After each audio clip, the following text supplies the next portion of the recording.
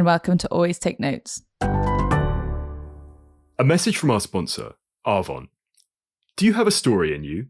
Or want to test the waters of writing poetry or non-fiction?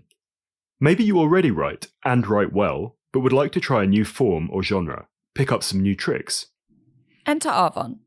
Arvon run a yearly programme of in-person and online events, from 5-day residential writing weeks that take place at one of their 3 writing houses, to pay what you can online events and online masterclasses that delve deep into craft over the course of 2 hours. Their courses cover everything from commercial, genre, and experimental fiction to poetry, screenwriting, and even songwriting.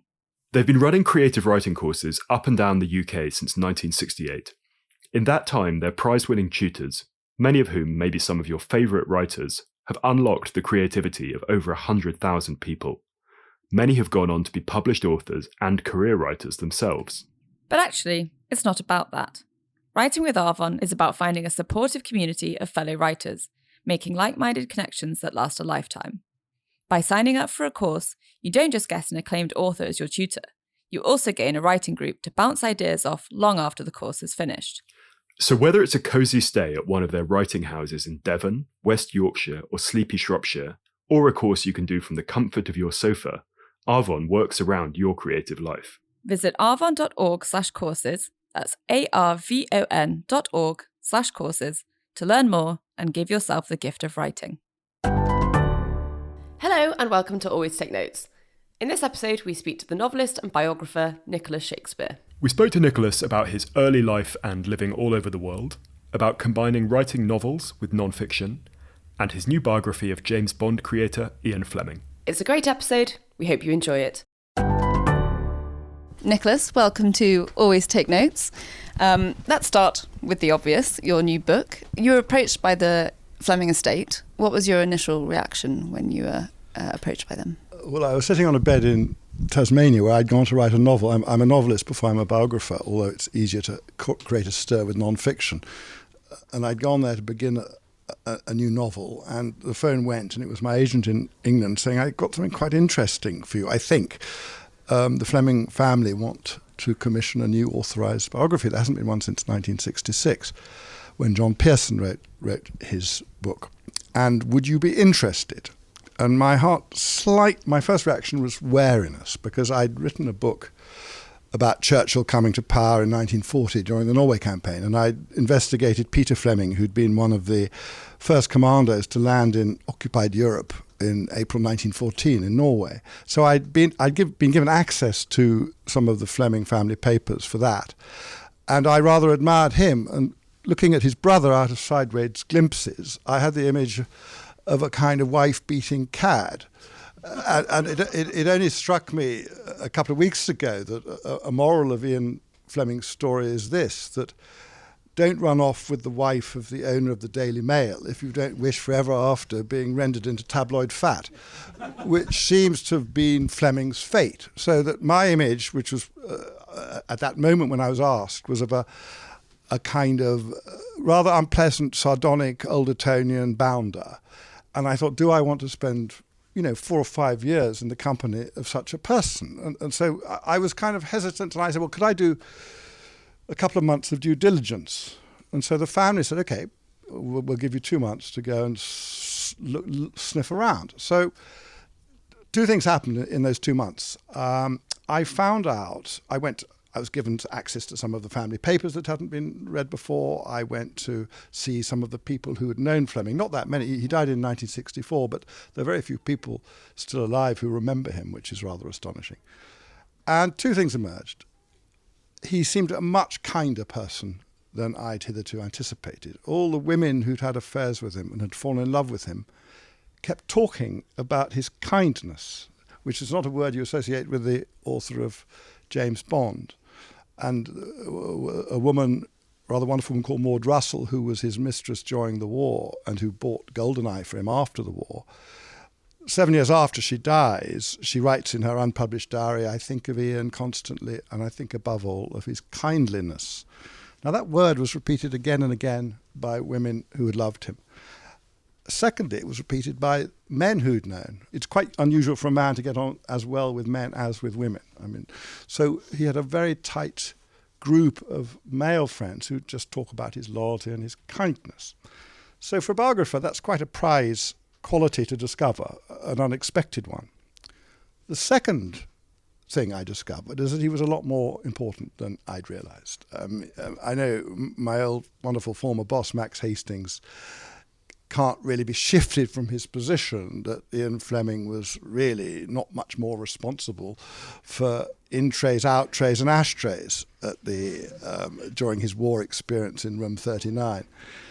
And that's probably what I inhaled, that he was somebody who kind of boasted about his war 6 years in naval intelligence and possibly kind of fabricated it to make him out to be a kind of Bond figure. Well, I discovered that he never talked about his war. He was absolutely tight-sealed, like most of his colleagues in naval intelligence. They'd signed the Official Secrets Act, but, they really did not talk about it. And that he was absolutely in the inner sanctum of British intelligence in a way that two writers I didn't know Fleming, but I did know Graham Greene and John le Carré. These two, who made much more of a meal of their intelligence experience, were actually on the absolute outer hem of intelligence. I mean, Graham Greene was in Sierra Leone, and le Carré who had been recruited by my sister, who's here, her godfather, on a golf course outside Oxford to MI5, and who nearly worked for Fleming when Fleming was the foreign manager of the Sunday Times as an undercover agent. Le Carré really had no successful missions at all when he was sent in a fairly minor capacity to Bonn and Hamburg. And I used to talk with le Carré about Fleming. And in fact, the last outing le Carré did in public was at the German embassy 2 days before lockdown, and I was in conversation with him, and one of the things I decided to do was to tax him about his relationship with Fleming, who he seemed to have quite a kind of acerbic, uncomfortable connection with. So whenever you brought up the name Fleming, he would kind of hiss. And I tested him in public, and his wife came up to me afterwards and said, "I'm so pleased you riled him." Well, this is how I riled him. I said, "David, I know you go in public and say you never read a single Ian Fleming book and you don't like the idea of him, but can we just look at this? You both leave your private school 1 year early and go off to Switzerland, where you learn to ski, both of you.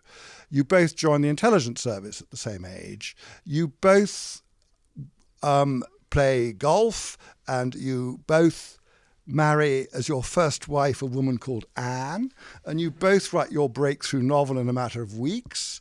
You both try and get away from the genre you've established by writing a novel that's a disaster in both cases, The Spy Who Loved Me and Even Sentimental Lover. And it doesn't stop there. You try and take Paul Dane, who wrote Goldfinger, to write The Spy Who Came from the Cold.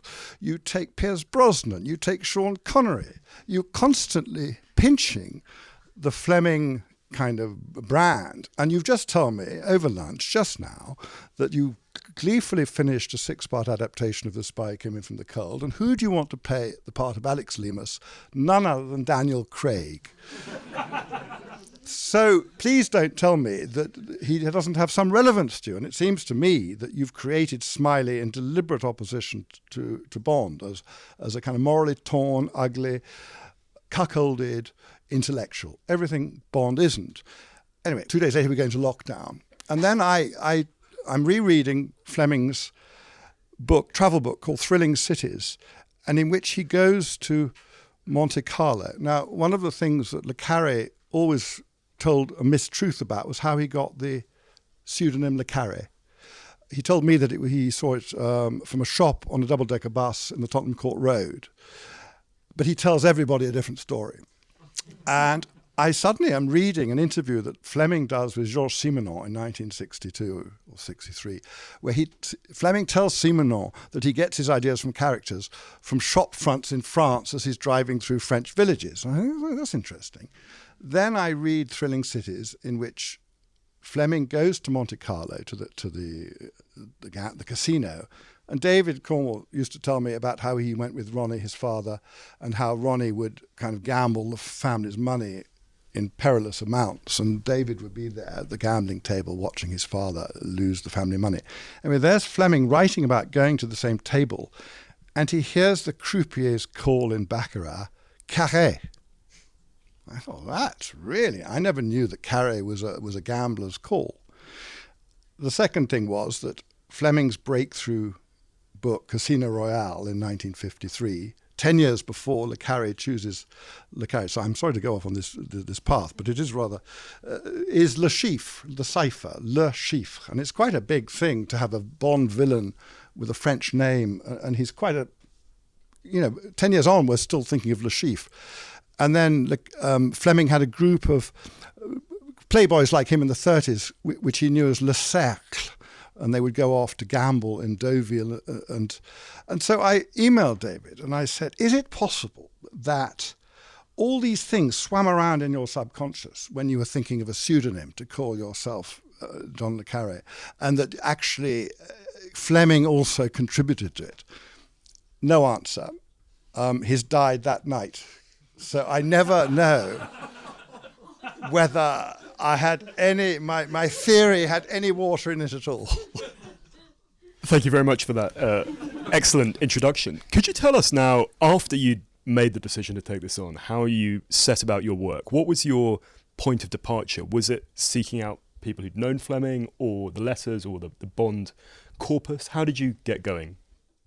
Well, I think quite an imperative was to see people who'd known him before they died. And I slightly became like a kind of Rishi Sunak, or whatever, how he's designed these days, a kind of Dr. Death. I mean, no sooner had I seen somebody than they pegged it. An instance of how, I mean, there's nothing better than seeing a living witness to the past. It's like a lightning rod back into an era that when I was doing Bruce Chatwin and I met his father and mother, they were able to give me access to 150 years of history, whereas if I hadn't seen them, that would have been blocked off to me. Similarly with Fleming, there were two people who really knew him well, which one was his stepdaughter, Fienne Morgan, who was fabulous. I could go and talk to her. She's probably the only person alive who's seen him naked, age 14. And I could talk to her and test her memories. She was a kind of living a store of experienced memories of Ian Fleming. The other one was sheer luck. One of the things he'd done that was so important, I mean, I mentioned the fact that he was in the sanctum of British intelligence. I mean, he and his brother were only two ultra-cleared people of 30 in April 1940. And he had his finger in every single intelligence pie. He not only kind of set up with William Donovan in America the OSS, which became the CIA in 1947, as in the first foreign intelligence American service, and helped bring America, into the war with their intelligence apparatus, which he helped set up based on naval intelligence. But he also set up this commando unit, intelligence gathering commando unit called 30AU, which grew to be about 400 people by the end of the war. And these people went in advance in North Africa and Sicily to grab Enigma machines and code books, which they sent back to Bletchley. And in many estimations, all the kind of contraband from the German intelligence that they got back to Bletchley helped shorten the war by 18 months. One of the last surviving commanders in this unit, I was told, was still alive, living in Milton Keynes, a man called Bill Marshall. And so I rang him up. He was compost mentis totally. He said, yes, I'll see you next Wednesday. I'm so excited. And he'd been there on D-Day. He'd gone, well, I'll tell you what he said later. But so I'd turn up at Milton Keynes on Wednesday, and a gruff voice says, who is it? And I tell him. And he said, I was expecting you next Wednesday. Next Wednesday. And I was so excited I'd gone on Wednesday early, which was just as well, because 5 days later he was hospitalized. And so I would never have heard any of the stuff he told me. And he was central to understanding what that unit did in the war. They captured German scientific secrets. In fact, he had a photograph of himself digging up aluminum boxes from a trench where the German scientist Helmut Walter had hidden them. He drove the kind of radio truck around France communicating with Bletchley every night. He wasn't allowed to sleep in the truck with the radio operators because he wasn't allowed to overhear what they were saying. He had to sleep in the snow. these details are kind of, to a biographer, are absolutely, well, you must know, I mean, they bring everything into 3 dimensions. And then he showed me the pills that he was given to kill himself if he was captured. He showed me the silk handkerchief, which, if he was lost, had a map of Europe on it. He told me that he was given a license to kill, and it indeed had killed 4 German prisoners who'd been arrested for shooting an American medic who was leaning over a wounded person in the street, and these snipers had shot him, and he, when they were captured, he shot each of these snipers. So I was listening to this in Milton Keynes and realizing this is the compost out of which James Bond emerged. So there were witnesses for I was trained as a journalist and to interview people. So I love interviewing live people to bring that into the text. I also went to the National Archives, letters the Fleming family had, various documents that they'd not shown previous biographers, and photographs that had never been seen. I mean, it is 4 years of assiduous picking. You know, 90. There's a wonderful documentary that's just come out about the man who wrote Lyndon Johnson biography. Remind me, Robert Caro, and he. It's called Turn Every Page. I mean, you've got to, in all these archives, turn every single document, because suddenly, just when you're bored of it, there'll be something that reveals an entrance into this dark cave you've been kind of scrambling around with no light, and suddenly one particular document will kind of, for instance, sorry, I'm galloping here, but Fleming wanted to be in action, but because he was ultra cleared, he was never allowed to go into action, and so rumours then erupted after the war that he was a coward, a chocolate sailor who never wanted to kind of go into the thick of it. So I discovered that in 1940, when the Germans invaded France, Fleming was sent, for some reason that wasn't quite clear, into Paris to try and liaise with the intelligence man, Pladel Bouverie, who was naval intelligence man in Paris, an unspecified reason. Well, I was sitting on, my son's a rower in America, and I was sitting in the boathouse on the River Charles, and I was introduced to the oldest rower alive at Harvard, who was a Belgian man called Francis Manefi, and he's 96, and he started telling me the story how he had escaped Belgium on a bicycle when the Germans invaded, pedaled down towards Bordeaux, and meets in Poitiers his best friend's father, who is head of the Belgian bank, and this man had 14 lorries, and he was with the Belgian prime minister and cabinet ministers, and they were fleeing to Bordeaux. And he says, "Do you want to join us, Francois?" I said, "Yes." It turned out this was the Belgian gold reserves in these lorries, and that when they get to Bordeaux, Francois, who's 14 then, is told to look out for the British ambassador who's about to arrive. He finds the British ambassador. There's a lot of chat with the Belgian ambassador and the Belgian prime minister, and they thank the British ambassador very much. And they say, "Is there anything we can do?" And the Belgian finance minister says, "Yes, could you help my nephew, 14-year-old Francois, to get a visa to England?" "Absolutely." Francois says, "How did you do that?" He said, "Well, he's agreed to take the gold reserves to kind of keep them in storage for the war." So Francois then goes to try and get on board a ship, and it's Fleming who gets him on board this ship. I then found out, I tracked down Pladel Bouverie's son, and he's got this document how his father, with Fleming, had taken something, I mean, colossal amounts of gold, these crates of gold to West Africa for safekeeping. And in 1943, they'd brought it back and delivered it to the Bank of England. So these two or three things, a man in a 96-year-old rower in Boston, the son of an intelligence officer in France who has a document, you suddenly are able to piece together a pretty watertight explanation for why Fleming was sent to France despite the dangers. And this is probably the beginning of his love of gold and Goldfinger. You say that your stated aim is to decode Fleming. How soon into your research did it become clear that he was quite a slippery subject? You write that virtually anything you can say of Ian Fleming, the opposite is true also. Some people say he adored money, some people say he didn't, some people say he was a snob, some people say he wasn't. How did you sort of navigate between those two poles?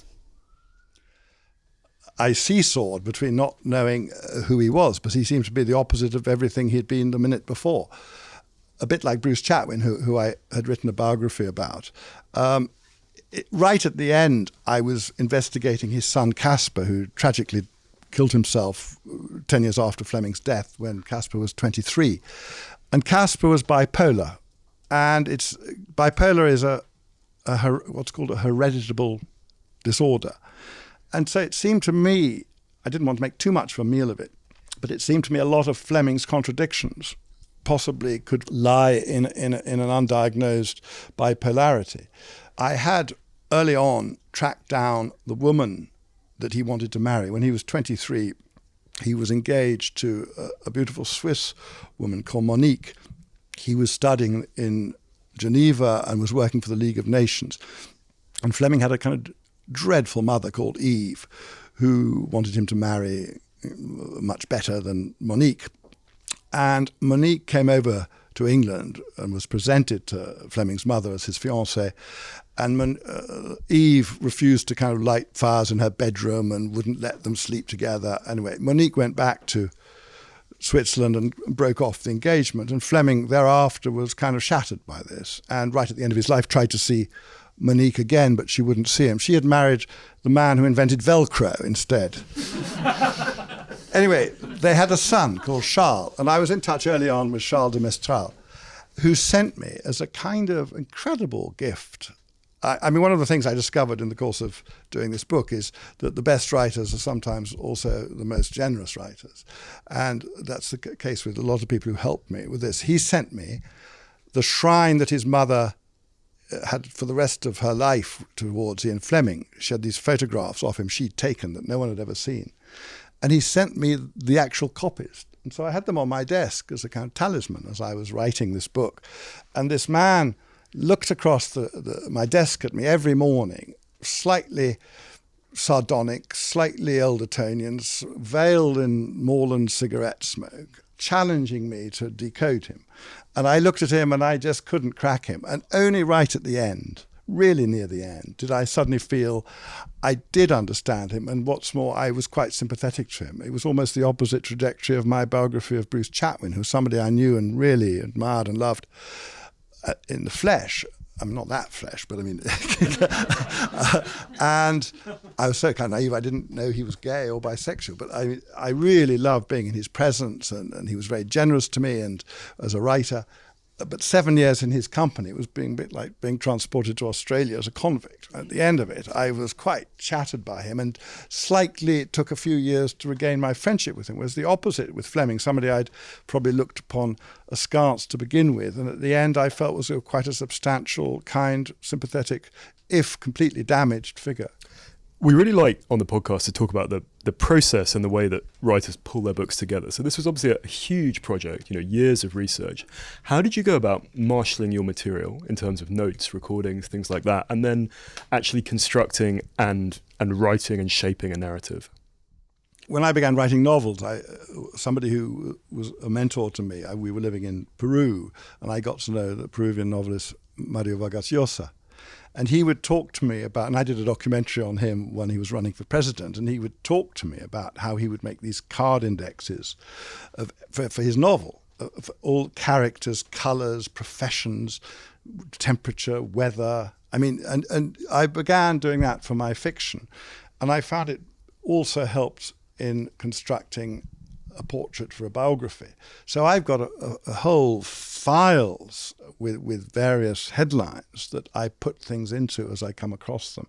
And they announce themselves what you should be calling them. Because you're suddenly coming across Admiral Godfrey again and again, and who is Fleming's boss in naval intelligence. And so you're beginning to chuck stuff in there. So you're reading books, you're noting them.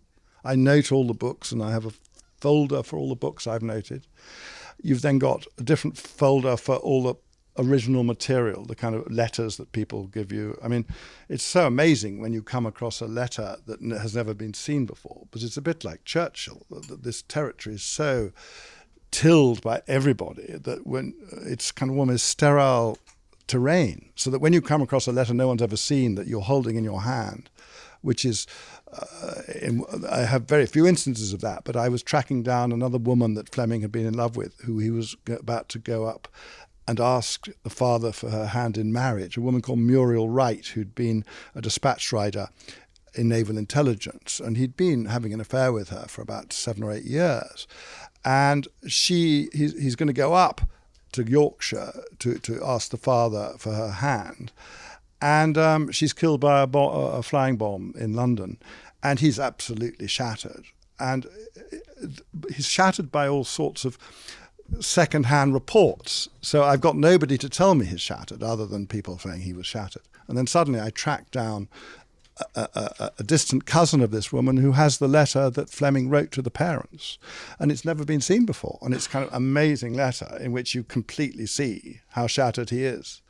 So again, going back to kind of how do you archive this stuff, I have archives of original material, archives of interviews. I must have interviewed about 200 people. And as I said, I really like bringing live people into the mix because it animates the rather dry, the dry historical stuff you have to do. And then I think as I go bang on about the fact I'm a novelist, but I think that the novelist can bring to history the armory of a storyteller. And I remember when I did this book on Churchill, how shocked I was by how badly written a lot of history is and how also inaccurately it had been kind of assembled. So I, as a non-historian, an autodidact, if you like, when I was checking my sources it was a book about Churchill called 6 Minutes in May, I went to the Bodleian and checked all the original documents I had transcribed just to check I'd got the right kind of transcriptions. And I found that in the cases of a lot of historians, up to 25% of their annotations were incorrectly annotated. They'd cut out ellipses, they transcribed the wrong word. I mean, it was astonishing to me. And a novelist was much more accurate, it seemed to me, when dealing with her material than a historian. Not in every case, of course, but I mean, I was rather shocked by the fact. So I was rather emboldened also by Noel Malcolm, who I was a visiting fellow at All Souls at the time, who said, no, you should do this book on Churchill. I think it's good to have a novelist's viewpoint on history. And so because Fleming's been written about so often and so much, I tried to refreshen it so that people who don't know about Fleming would actually come to it and think, oh God, this is new. An example, he dies on the golf course and there are something like 40 million people reading his books that year. He's one of the most famous people in the world in August 1964.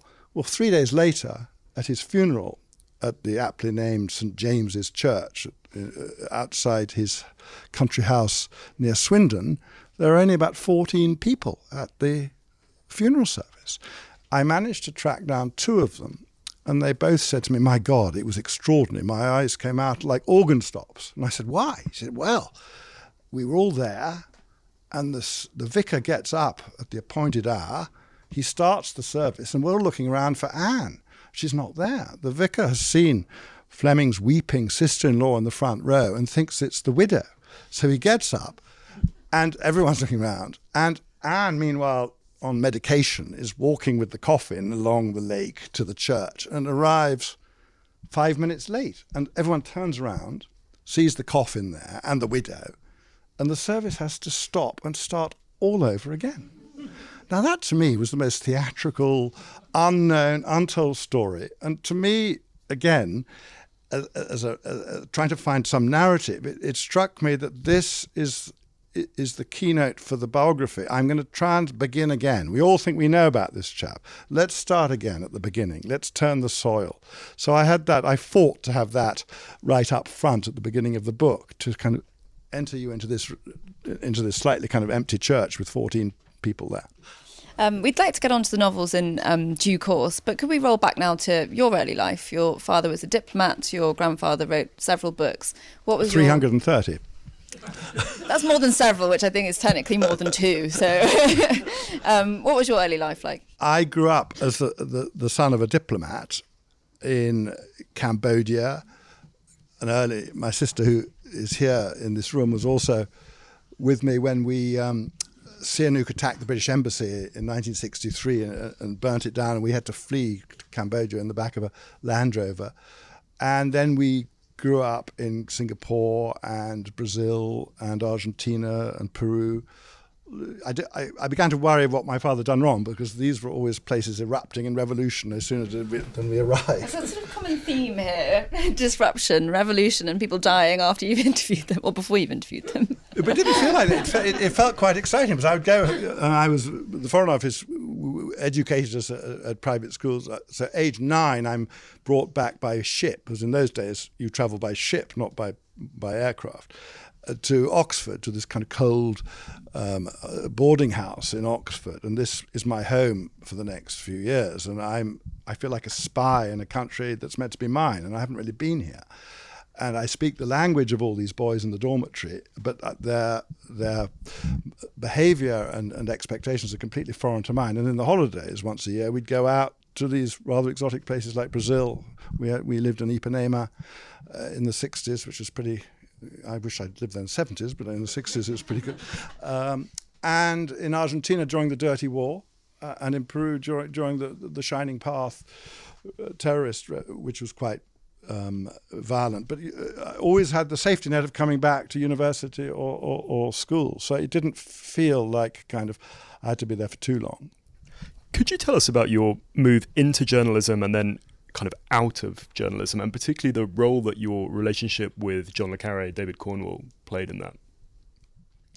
Well, my grandfather, S.P.B. Mace, my mother's father, was he's tangentially linked to Fleming, because he taught Alec Waugh at Sherborne and got him The Loom of Youth published with his publisher, and taught Alec Waugh how to write.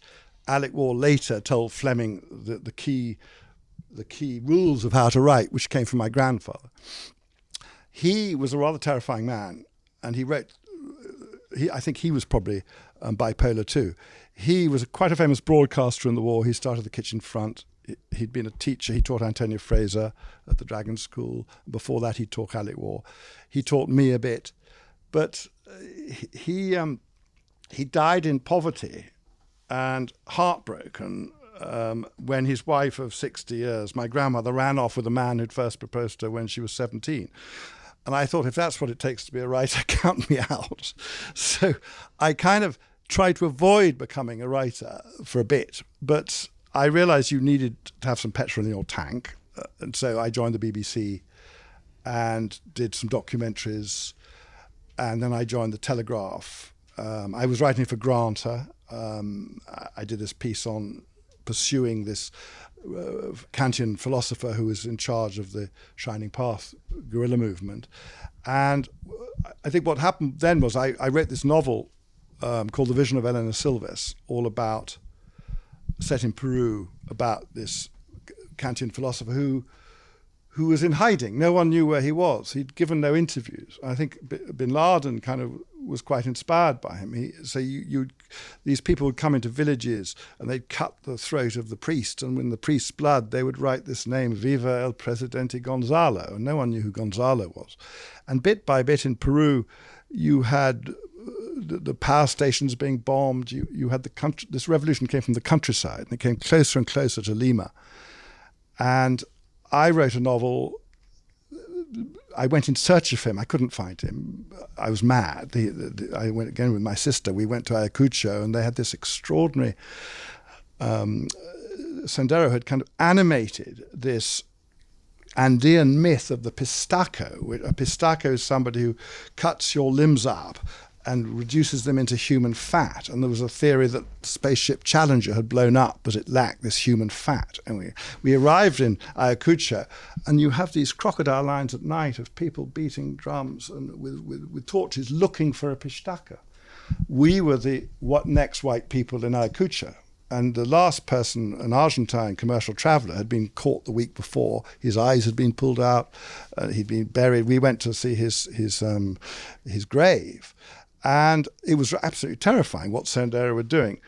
Anyway, I was kind of gripped by the Shining Path. No one was reporting it in Europe. They killed 34 journalists, I think, trying to find out about them. I was mad to do this. And my family have blamed me ever since for taking my sister into such perilous conditions. But we got out.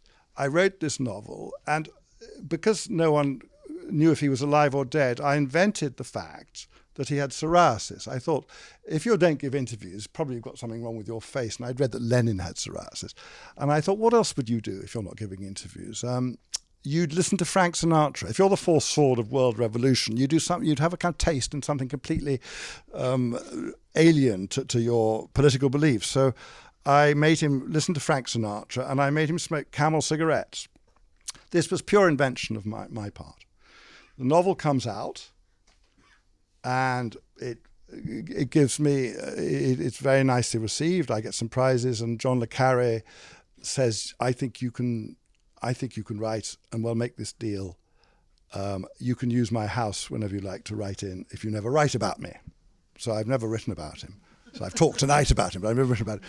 And so that was really encouraging to have this mentor when I'm about 30, giving up a really good job at the Telegraph, where I was the literary editor, to write my next book.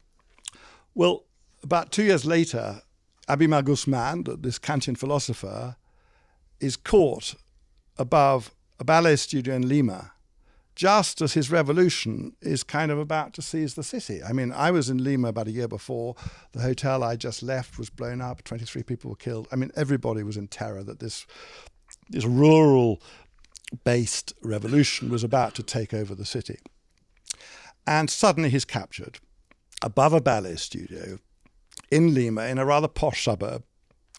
And he's captured watching the boxing on television above a ballet studio belonging to a very beautiful middle-class ballerina who was giving lessons to the snobbish middle classes of Lima.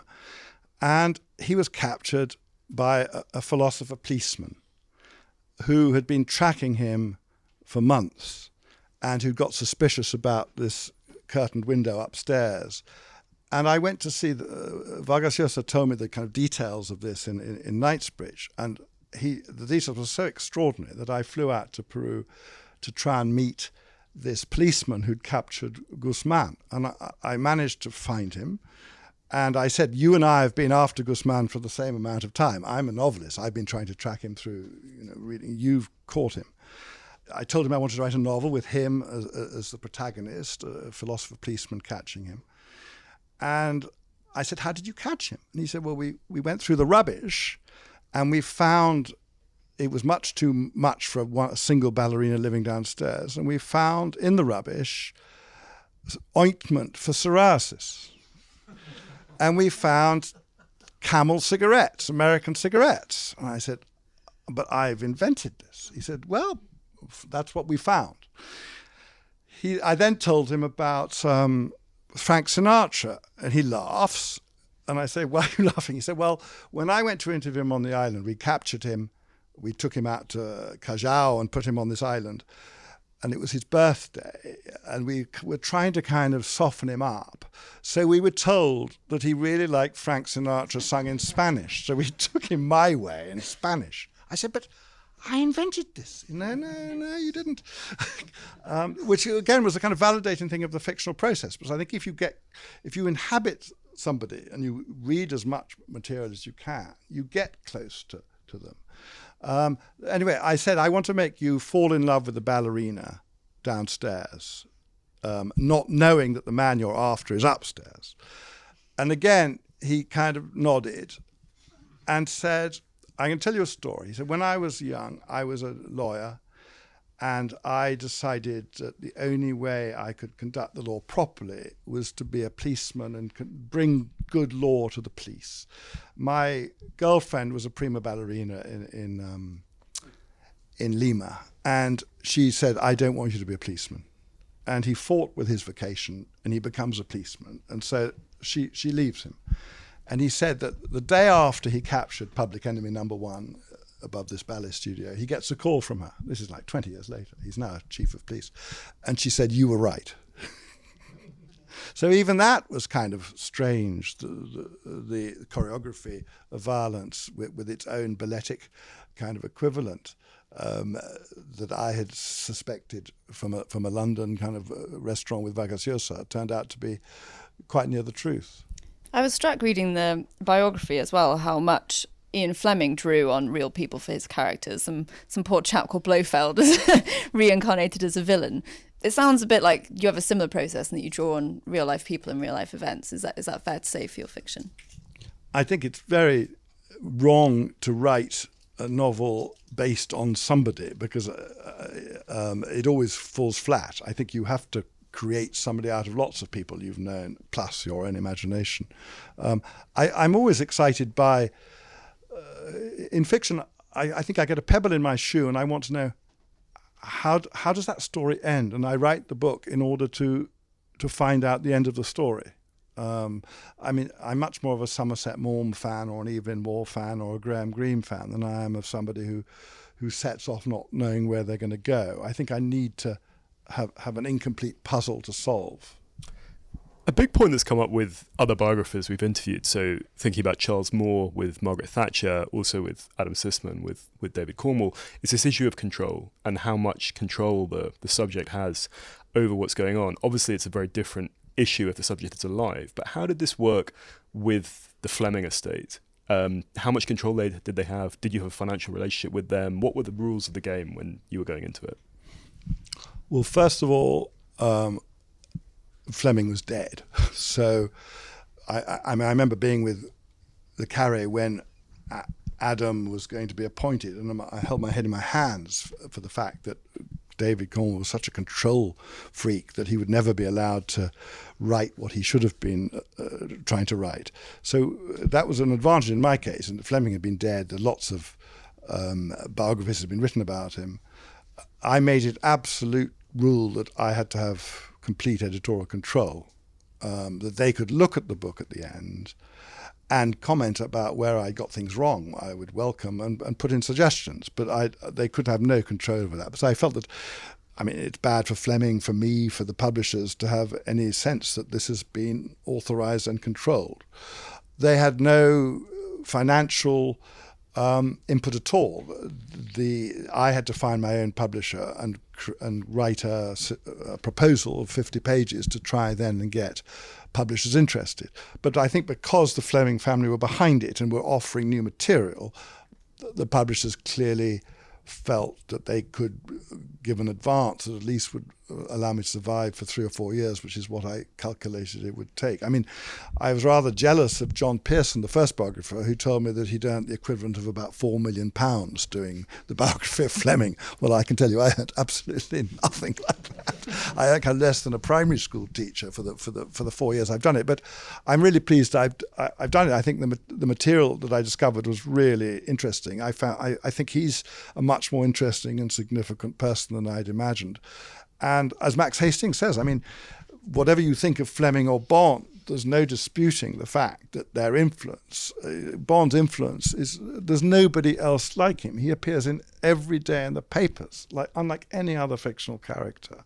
And his reach is all over the world. I mean, you go into Africa, Naipaul goes into villages in Uganda where they have heard of Thunderball and James Bond, but they've never heard of people we've all heard of. In Tibet, his niece said they've never heard of God in Tibet, but they've heard of James Bond. Talking of Naipaul, one of the who I knew a bit, it amused me very much to see that the famous theme tune of James Bond, which is one of the most electrifying pieces of music, I contacted the man, again, just before he dies, Monty Norman, who'd written the music, and he told me that he had been asked by Peter Brook to do a musical based on Naipaul's novel A House for Mr. Biswas, which came out in 1961. So he does a few sketches for House for Mr. Biswas, and then they can't raise the money. He puts it in the bottom drawer, and then suddenly Cubby Broccoli and Harry Salzman want him to do the music for Dr. No, this kind of B movie that's not going to shake much set in Jamaica. So he goes out to Jamaica, he does a bit of the calypso music, and he comes back and he's asked to do the theme tune. So he digs out the stuff he'd done for V.S. Naipaul, and he fiddles around on his piano on Cannon Hill, and suddenly breaks one of the songs in half, and it has this completely different effect, and it's sexy and it's arresting, and he gets John Barry, I think, to orchestrate it, and that's that. But I love the idea that the James Bond theme tune is based on a discarded song for A House for Mr. Biswas. Why do you think the Fleming estate had not shown those documents to previous biographers? Well, there'd only been one previous biographer that they'd authorised, which was John Pearson. Writers are quite superstitious, so although I hadn't known Fleming, I stumbled upon some connections with him that encouraged me on my path. One of them was my father, to whom I've dedicated the book, who's still alive, who sadly can't be here tonight. He had shared a desk at the Times with John Pearson in 1953, and Pearson had then gone on to work for Ian Fleming on the Sunday Times, and my father had gone on to work for the man who took over for Fleming at the Sunday Times, Frank Giles, in Paris. And then my father had gone on to work for Gladwin Jebb, who had been head of SOE in the war and had come across Fleming in the war. And so Pearson, I reunited with my father 66 years later, a wonderful lunch, and Pearson gave me his kind of benediction to continue into his biographical domain, and he gave me this folder of stuff that he'd accumulated since his biography came out in 1966. Essays that hadn't been published on the curse of Bond, letters from Malcolm Muggeridge. I mean, really quite useful stuff. So that was good. The Fleming, so nobody else had been asked by the Fleming family to write a book. Pearson had been told by Anne Fleming that he had to cut out stuff about Fleming's mistress, Blanche Blackwell. So Pearson himself was working under some strictures that Anne Fleming did interfere and asked him to cut stuff. And also Pearson didn't have access to naval intelligence archives, which have since come out. And so Andrew Lycett, about 30 years later, does a biography, a very good biography, a very dense biography, which fills in a lot of the holes, but it doesn't have necessarily the Fleming estate imprimatur. And since then, another 30 years have passed, and many more bits and pieces have come out. So I think the Fleming family felt that possibly the Daily Mail parody or caricature of him had taken control, and that his importance had kind of slightly been lost sight of. And I think that's why they wanted a new biography.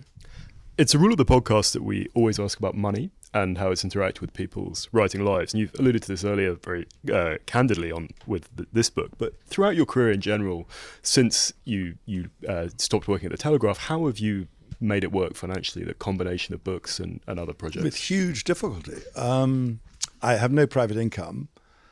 I had a bit of luck when my novel that I described about the head of the Shining Path, John Malkovich, read it. He'd sat in a cafe in Lima where there is a scene in the novel where there's a blackout. He had sat in the cafe in Lima and there'd been a blackout. So writers are also, actors are also very superstitious. I think he kind of felt a personal connection with Peru and the novel. So he decided he wanted to make a movie of this, which is the only movie he's ever directed. And I knew that movies are never made. Mordecai Richler told me movies are never made, just asked to be the screenwriter, because they have to pay for a screenwriter. So I remember saying, oh, great, he wants to make a movie. Can I be the screenwriter? And I've never written a screenplay in my life. So my agent says, I'll get back to him. So the following day, I'm woken at 2 a.m. by my agent says, yes, Malkovich has agreed that you can write the screenplay. So we then had about 2 years of me going out to stay with him wherever he was shooting Con Air in Nevada or being John Malkovich somewhere. And we'd sit in his trailer and we'd go through the script I'd written. And it was fantastic fun. He's a very intelligent man. Anyway, long and short of it is that when the movie was made, that allowed me, you don't get vast sums of money, but that gave me 3 or 4 years of kind of freedom to go on with another novel. And I had saved a bit at the Telegraph. I wasn't married then. I didn't have children, so I'd saved a bit. I suppose I always knew I would need a bit of a camel hump of fat to kind of write these books, because each novel takes about 3 years. This biography has taken 4 years. So no, a bit of luck, the occasional film, occasional prize, which is tax-free, but yes, no, it's tough. We're coming towards the end of our time, so a final question from me. Can you tell us a little bit about the novel that you are now free to work on, now that you're unshackled from Ian Fleming? Well, I'm using the character from previous 2 novels, and a journalist a bit like me who's retired. The last novel was called The Sandpit, set in Oxford, and he stumbles upon somebody who has stumbled upon the secret of nuclear fusion. Anyway, in this novel, I wanted to I'm so obsessed by Trump, and how do you kind of trap this person in fiction? And so I can't do it in fiction, but I suddenly, 4 years ago, when the Fleming family interrupted my novel, I wanted to have a man like Trump who years before was caught raping a girl, and there was photographic evidence of this. And essentially, my English character was witness to this at a university in America when he was a graduate student. And 40 years later, Trump is suddenly selected, or the Trump-like figure selected to be the Republican candidate.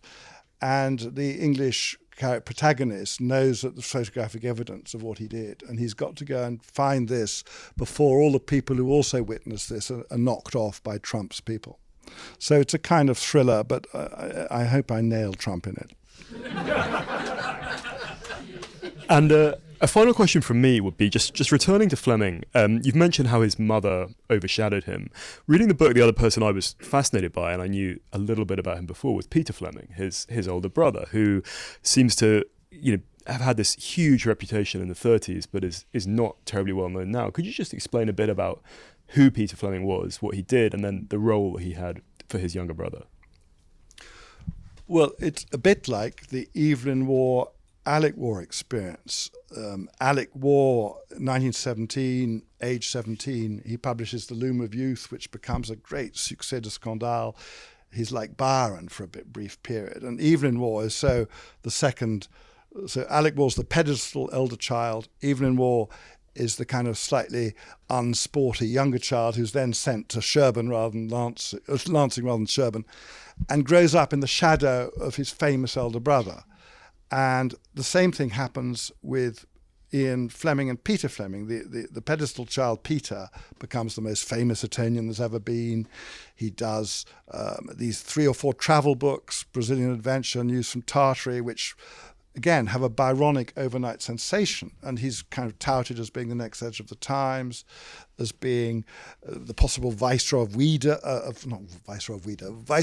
India by Halifax recommends him. And then what happens in the war, his black sheep brother Ian is sent into naval intelligence, and Peter is sent out to India in the boondocks during the war. And so after the war, Peter comes back, and he's had a really unglamorous war after his Norwegian adventure. Ian has been at the epicenter, and then suddenly Peter is not really ever returning to writing. He does a couple of books, Invasion 1940 and The Siege of Peking, but he never gets back. He wants to write a novel. There's apparently a bet between them that they can both write a thriller, and Ian seems to win it, because Peter's book, which comes out in 1952, called The Sixth Column, is a kind of dreadful thriller. I mean, it is appalling. And I think that's the moment at which Ian thinks, I can do better than this, and then writes Casino Royale in 2 months, and suddenly their tables turned, just as Evelyn Waugh turned the table on his brother. So Evelyn Waugh is the most famous writer in England in 1953 at this time, having published Brideshead, and Alec Waugh cannot get published. His son told me that he'd lined up the barbiturates to kill himself, because he couldn't get a publisher. And then suddenly he meets my grandfather, S.B.B. Mace, who I've talked to you about, who had got his first novel published. And my grandfather's incredibly excited because he's just had lunch at the Cumberland Hotel with a black Jamaican writer called Roger Mace, who was Jamaica's most famous poet and novelist. My grandfather had always told Alec when he was a schoolboy that he wanted to go out to Jamaica to find this black family that our ancestor who'd been a sugar planter he'd had with one of the servants. And he'd always wanted to go out to Jamaica. He never went out. And suddenly, 30 years later, he's meeting Roger Mace in London, who's this black relative of his. And he tells Alec Waugh this. Alec Waugh has a kind of eureka moment, then writes a novel all about a black family in Jamaica that gets the biggest advance in Hollywood. It's then become a musical with Harry Belafonte and Jane Fontaine. And it is called Islands in the Sun. And in Jamaica, Ian Fleming's last girlfriend, Blanche Blackwell, her son, Christopher, age 17, wants to start a music studio. He bases it on Island, he calls it Island Studios, Island Records, based on Island in the Sun. Chris Blackwell now owns GoldenEye. Can you get your head around that? That whole circle. We have sibling rivalries to thank for a lot. It's sibling rivalry, yes. Well, thank you so much for your time, Nicholas, and wishing you all the best with this book and your projects going forward. Thank you very much for listening.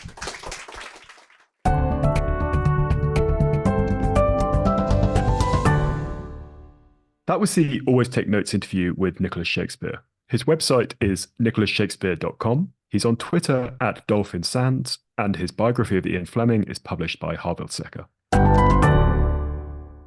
Hello, it's us again. Rachel, what was your takeaway from the interview with Nicholas? I think the first thing to note before we talk about Nicholas was the lovely venue in which we hosted the interview.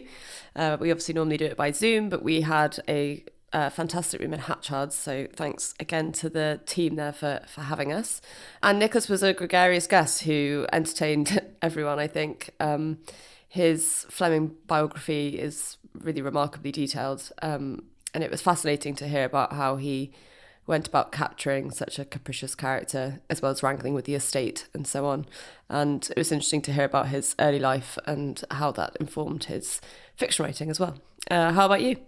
Yeah, there were definitely some real James Bond, I will say fanboys, because they were all male, I think, who were brought out of the woodwork by this event. And yeah, I thought Hatchards were great and were very excellent hosts. And yeah, Nicholas was a real performer. I found the book fascinating. I mean, this idea, I think we discussed this in the interview, of how Fleming sort of seemed to kind of fail upwards through the first half of the 20th century is fairly shocking. But also, I found that book very interesting because if one thinks of the 1950s and British popular culture, you think of kind of the end of rationing and greyness and misery. But you read that book and you realise that there was a gilded section of society that was just having a really nice time while all that was going on. So it was definitely a good one for us to have. And an interesting counterpart episode to our interview with Adam Sisman as well. Very much so. So we've been touching on biography and espionage all over the place. Anyway, Rachel, what have you been up to? I have been... You have just told me off air some eye-watering anecdotes about pest control, but I don't know if... Oh, no. Well, listeners can enjoy the fact that I have been wrestling with mice, in one case, literally. Yes, I absolutely hate rodents, and we have had some little visitors. So I've been trying to usher them out of our house by force. Anyway, yeah, that's and it's been keeping me awake, so it's not much fun. And it feels really like a moral failing. So yeah. A moral failing on your case or the mice's? Mine, because it suggests that you have an unclean home, but that you're slovenly. Yeah, which I reject that idea, but hopefully their days are numbered now. Could be cast closer to your heart, Rachel, than me. But other than that, I have been enjoying the Six Nations, and also I read a book for work called The Witch of New York, which was about a famous trial of a woman accused of committing a double murder, and it was the first sort of tabloid sensation true crime case, so that was very interesting. Yeah, I'd say that's probably about it. The mice have kept me very occupied. How about you, Simon? I'm coming to the end of the time in the mountains for the book. So I finished on Friday the last module of this really pretty brutal training course for French mountain guide hopefuls, which was really good and a really amazing experience. But I'm quite glad that it's over, because I think it was one of the hardest physical things I've sort of ever done in my life, really. And now, the run up to the race and other bits of sort of independent ski touring. So it really feels like it's the last leg, and I'm quite ready for it to be over now. And my cultural intake limited a single episode of Masters of the Air this week. And I was fascinated to find out that one of the leads, Callum Turner, is in a relationship with Dua Lipa. I didn't see that. I didn't see that coming from his character in Masters of the Air. No one slipped in a reference to that, did they? No. I suppose that's what acting means. Anyway, this has been Always Take Notes, hosted by me, Simon Acombe. And me, Rachel Lloyd. Our producer and social media editor is Artemis Irvin. Our score is by Jess Danheiser, and our graphic design is by James Edgar. If you'd like to follow us on social media, we're on Instagram at Always Take Notes, on Twitter at Take Notes Always. If you'd like to support us on our crowdfunding page on Patreon, we're on there under Always Take Notes. And if you'd like to leave a review on iTunes or get in touch with us via our website, please do. Many thanks. Goodbye.